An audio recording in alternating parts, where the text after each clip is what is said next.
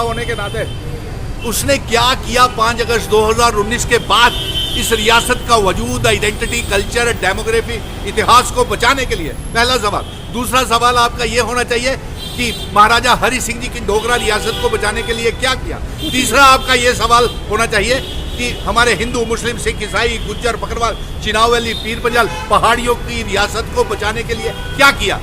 मैं आपको बताता हूं कि सुनील डिंपल वाहिद वो शख्स है, जम्मू कश्मीर का बेटा, जिसने आप पत्रकार मित्रों को पहले दिन 5 अगस्त 2019 को ही कहा था कि मैं ये जंग का ऐलान कर रहा हूं, मैं रियासत का दर्जा, स्पेशल स्टेटस 370-35 से अपने बुजुर्गों की पगड़ी मान सम्मान के साथ वापस लेकर के आऊंगा। और इसमें मैंने, आप पत्रकार मित्र जो आज मुझे सवाल खड़े कर रहे हैं, जो एक पुरानी कहावत हो गई कि मैं जीत करके ये जंग आया हूं, सड़कों से लेकर सुप्रीम कोर्ट तक, और वहां से रियासत के दर्जे की वापसी, जम्मू कश्मीर में असेंबली के चुनाव करवाने का ऐलान।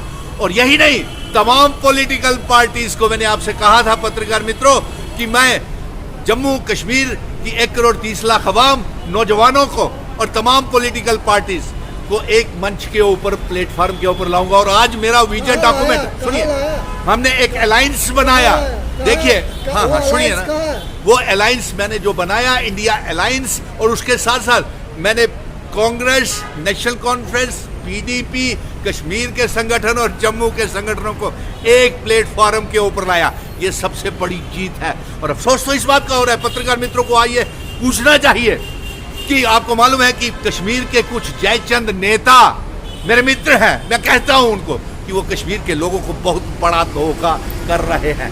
वो एनडीए का, भारतीय जनता पार्टी, जिसने रियासत को तोड़ा, हमारे 370 को हटाया और उसके साथ साथ हमारा स्टेट सब्जेक्ट, स्पेशल स्टेटस सब छीन लिया, हमारे रेत, बजरी, पहाड़, पावर प्रोजेक्ट सब नीलाम कर दिए।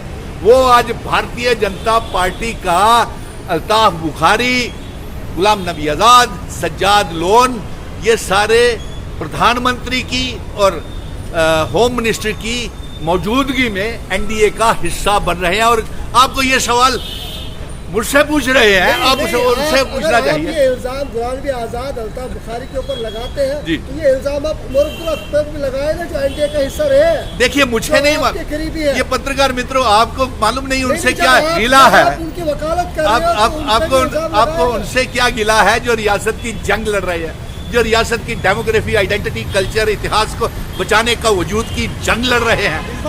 आपने ना स्टेटमेंट वापस दिलवाई, ना यहाँ पर इलेक्शन 370 कोर्ट ने कहा वापस, जी, क्या जीता आपने? झूठ क्यों? अरे यार, रियासत का दर्जा तस्लीम करके मजबूरी में प्रधानमंत्री जी को बोलना पड़ा, मजबूरी में भारी दिल के साथ तस्लीम करना पड़ा। रियासत भी दूंगा, चुनाव भी करवाऊंगा, क्योंकि ये जंग सुप्रीम कोर्ट से जीत करके रियासत का दर्जा वापस कीजिए। और चुनाव कोर्ट में जीते कहाँ?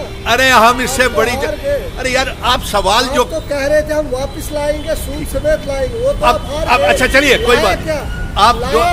आप मुझे लगता है मेरे पत्रकार मित्र जो है ये गुलाम नबी आजाद के हिमायती हैं, अल्ताफ बुखारी के हिमायती हैं, सज्जाद लोन के हिमायती हैं। क्या मैं ये जानना चाहता हूं, अल्ताफ बुखारी, गुलाम नबी आजाद, कश्मीर की जनता ये जानना चाहती है कि क्या जब आप इनके एनडीए का हिस्सा बनोगे तो क्या ये आर्टिकल 370 आपको वापस देंगे? नंबर 1।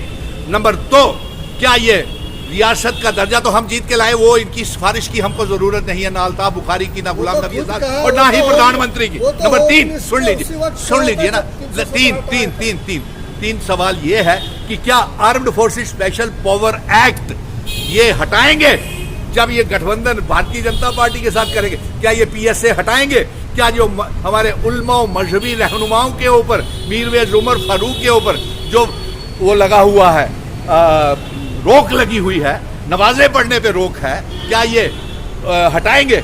या आप इसको, रियासत की वजूद को जमींदोज और कर देंगे भारतीय जनता पार्टी एनडीए का हिस्सा बन करके? सवाल आपसे, 370 हमेशा के लिए दफन हो गया है, आपको अरे हम देखिए, हम इसकी जंग जो है सियासी जंग भी लड़ेंगे, 100 सालों तक लड़ेंगे, और जिस पार्लियामेंट में ये इसको गैर आईनी तरीके से, अनकॉन्स्टिट्यूशनल से तरीके से हटाया गया है, वही पार्लियामेंट में हम इसको अमेंडमेंट करवाएंगे और इससे बड़ी जंग हम जीत करके आएंगे। हम तो इल्हाक की शर्तें, इंस्ट्रूमेंट ऑफ असेशन, जिन शर्तों के ऊपर इल्हाक हमारे महाराजा, हमारे बुजुर्ग हिंदू, मुस्लिम, सिख, ईसाई, गुज्जर, बकरवाल, चिनावली, पीर पंजाल, पहाड़ी लोग करके गए हैं, हम वो इंस्ट्रूमेंट ऑफ असेशन की शर्तें जम्मू कश्मीर, लद्दाख, पीओके, गिलगित बल्टिस्तान को जम्मू कश्मीर रियासत का हिस्सा बनाएंगे। और इसके साथ साथ हम ये भी करेंगे कि हम 6 की 6 सीटें जम्मू की जीत रहे हैं, जम्मू कश्मीर की जीत रहे हैं। और मैं कश्मीर के लोगों से ये गुजारिश करूंगा कि आप जब 3 सीटों के लिए वोट करें तो उस पार्टी को वोट करें जो 370 की हिमायती हो, जो रियासत के दर्जे की हिमायती हो, जो स्टेट सब्जेक्ट की वापसी के लिए और जो इल्हाक की शर्तें लागू करवाने के लिए हमारे साथ जंग में शामिल हो। और इसके साथ साथ मैं आपको ये बताता हूँ कि रियासत भी आएगी और चुनाव भी होंगे असेंबली के चुनावों से पहले। लेकिन अफसोस इस बात का रहेगा कि एनडीए का हिस्सा अल्ताफ बुखारी, गुलाम नबी आज़ाद और सज्जाद लोन बन रहे हैं, ये बेनकाब हो गए। कश्मीर के पार्लियामेंट के चुनाव तो ये हारेंगे और